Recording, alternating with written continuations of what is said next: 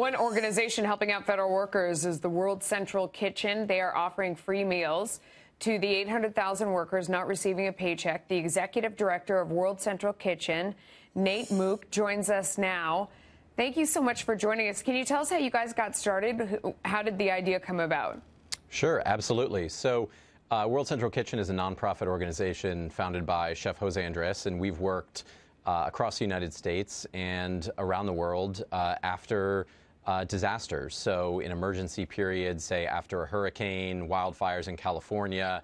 We've worked recently in North Carolina and Florida this year, and also internationally in Guatemala and Indonesia after the tsunamis. And we tend to work in natural disasters, but now we're facing a bit of a different type of disaster, and that's a man-made one. And as this shutdown was going on, and we saw the need for for food, people were really struggling to put food on the table for their families.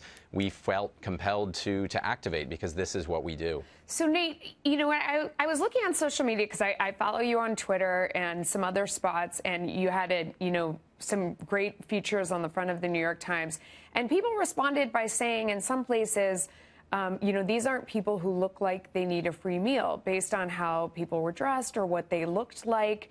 And it kind of speaks to how it's hard for people in the rest of the country to relate to federal workers who have good, solid jobs and have benefits and stuff.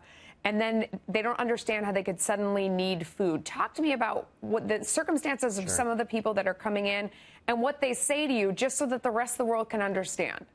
Absolutely. I think there's a big misconception around how many of our federal workers are paid. The reality is they're not all very high-paying jobs. I mean, these are individuals who are making enough to survive on a monthly basis, to pay their mortgage or their rent, to put food on the table for their families.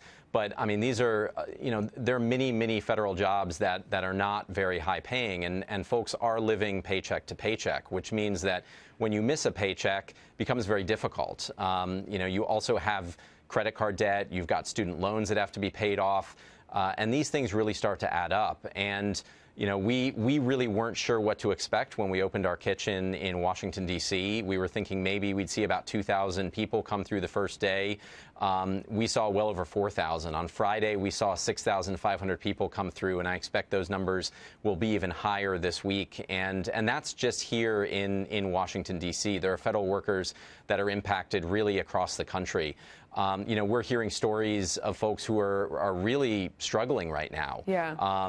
They still do have to feed their families at the end of the day, and they're, for the first times in their life, they're standing in line to get a handout for a plate of food. It's really tough on them. It's tough on their families, and it's really having a knock-on toll on the businesses that rely on these consumers as well. I know you have a great policy where if you have a politician who wants to come down and volunteer, you make them come with a member of the opposite party, which makes sense because you don't want anyone stopping by for a photo op. They've got to be there to, kind of really pitch in and reach over to the other side. My family and I were working at a church soup kitchen yesterday. It's a totally different scene. It's homeless people that are, really freezing. Do you have others that come in as well, or is it just for federal workers? Yeah, so, I mean, right now we're really focusing on those that are impacted directly by the shutdown. Obviously, we'll never turn anyone away if they need a hot plate of food. There are incredible organizations already doing work out there for the homeless and the working poor. Well, that makes sense. But, at the end of the day, like you said, I think, food is one of those things. Food doesn't have politics. It's not partisan. Food is something, in fact, that brings people together. And one of the things that we really hope, perhaps, by opening this kitchen, especially here in Washington, D.C., on Pennsylvania Avenue, and inviting members of Congress on both parties to come down, is to perhaps share a meal, to really talk about the situation, because the impact is real. We hear the stories every single day. I just want to tell everybody, so it's World Central Kitchen. You can find it online. A lot of people have asked me how they can help these families who are having trouble eating during the shutdown. You guys are one great way to do it. Thank you so much for coming on. Appreciate your time.